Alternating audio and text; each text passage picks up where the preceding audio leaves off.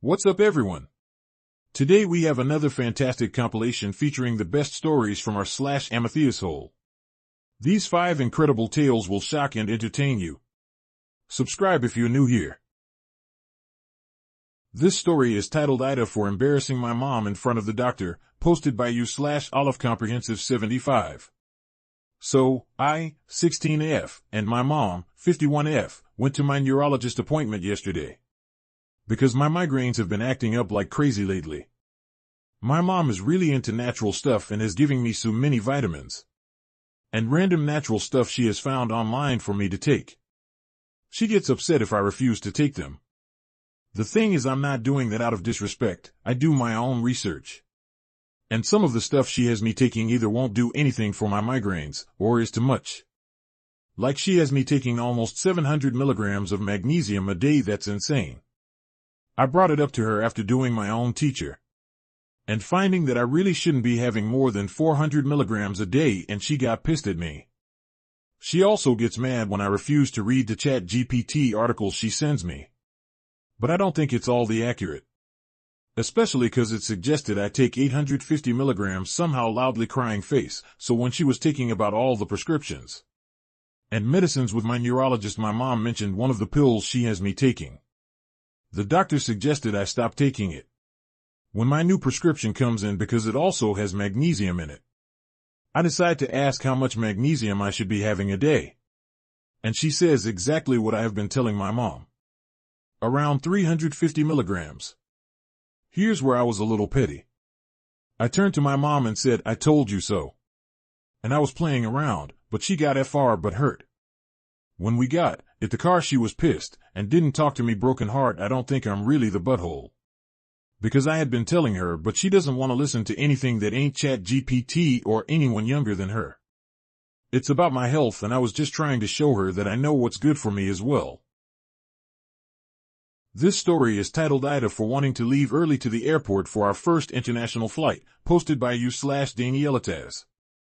Our next story is equally fascinating.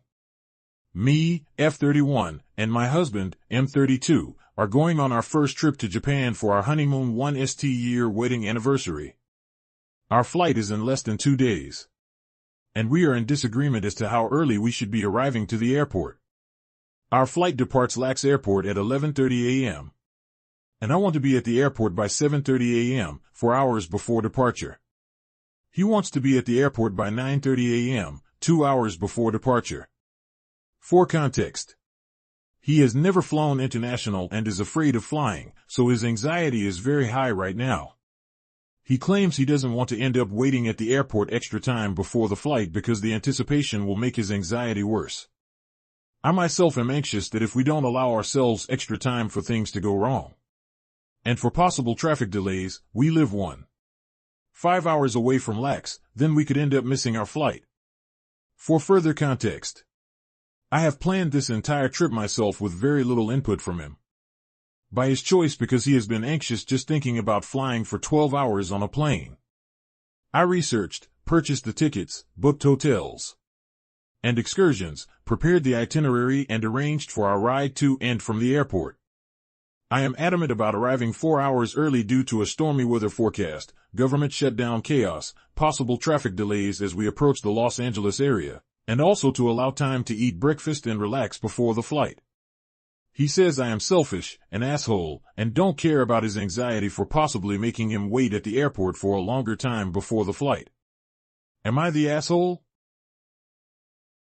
This story is titled AITA for Telling Mother-in-Law It's Her Own Fault Our Son Was Hard to Put to Bed, posted by you/several session 271.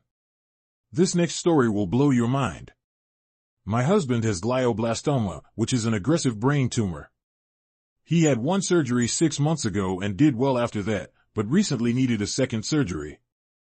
Due to doctor's appointments and the surgeries, he has spent a lot of time in and out of hospitals. He's tried to spend as much time with our 2-year-old as possible, but it's not nearly as much as he would like. This is very hard on our son, because he is very much a daddy's boy and is very, very attached to him. One thing we've found that really helps is our son will carry around my husband's favorite t-shirt and sleep with it at night. My husband will wear it when he's around our son, then leave it with him when he's away. If I have to wash it for whatever reason before my husband can wear it again, I spritz it with my husband's cologne, add a smidge of his shampoo, and it does the trick, and our son is happy. Both sides of our family are aware of the shirt and the significance to our son. This past week was my husband's second surgery. The plan was for me to be at the hospital and stay with him after until visiting hours were over. Because of this, my mother-in-law was watching our son and would be putting him to bed. I reminded her of the shirt and told her the remedy. If she had to wash it for whatever reason, noting that he absolutely would not sleep without it. She said okay. I didn't get home until late that night, and my son was asleep on the couch, which was weird. He's a very big creature of habit and only sleeps in his crib. I also noticed he didn't have the shirt. When I asked my mother-in-law, she said she felt he didn't need it and decided to throw it in the washer because it's unhealthy for him to be this attached. She then started complaining that my son was hard to put down and said I need to get him healthier sleeping habits if I expect her to babysit. I was dumbstruck and didn't say anything for a minute before finally saying it's her own fucking fault that he was hard to put down because he would have easily fallen asleep with the shirt. She called me ungrateful and said she was trying to help him adjust to a healthy sleeping pattern. I said she doesn't have to worry about babysitting anymore, and in the future, I'll get someone else to do it. She is now pissed at me and said that we made it hard for her to babysit by making him too reliant on the shirt and that we should be glad she's helping us break him of it. Some other family members agree. I didn't want to bother my husband with this, as you know, he's fresh from brain surgery, but of course his mom told him. My husband is just as pissed as I am. However, with how our family is acting, and even my own mom saying mother-in-law has a point, I wonder, am I being unreasonable for being upset?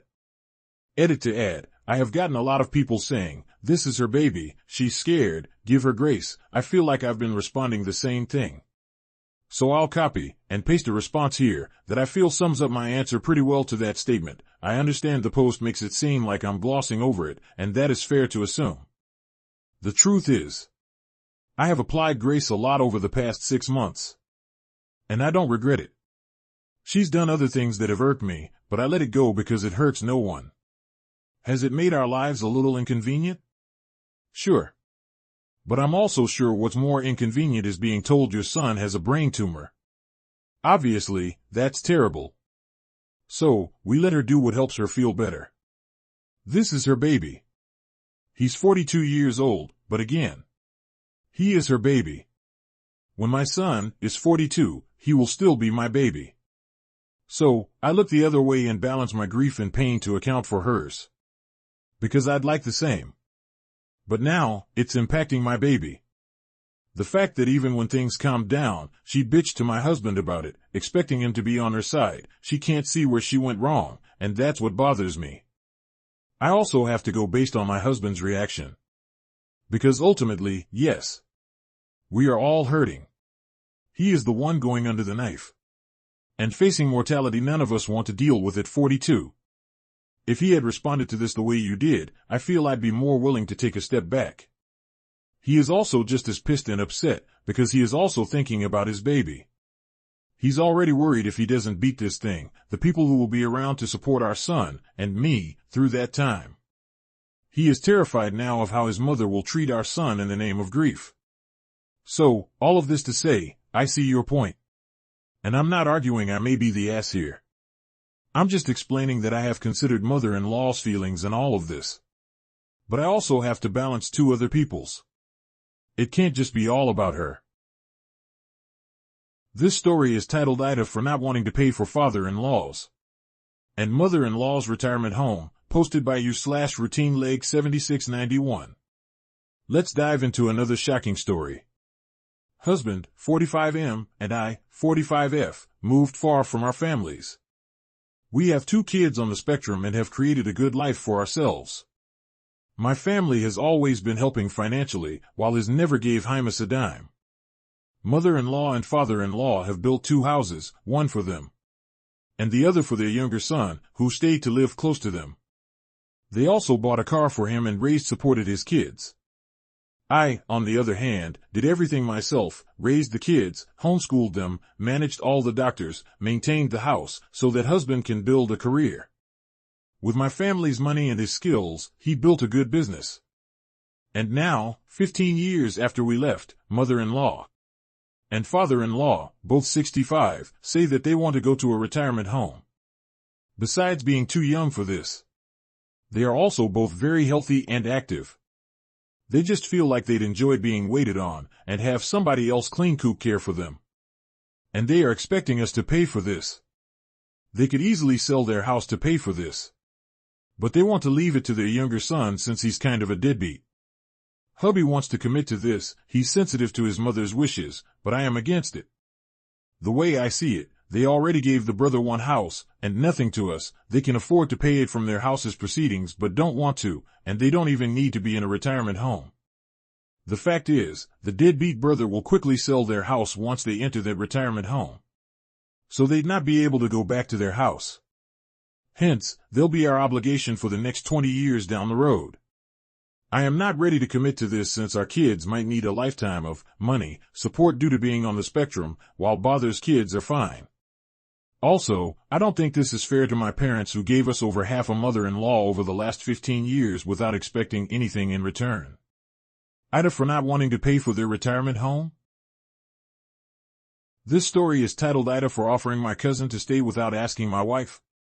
She does the same thing with her family, posted by you/DangerousPeak8883. And now for our final story of today.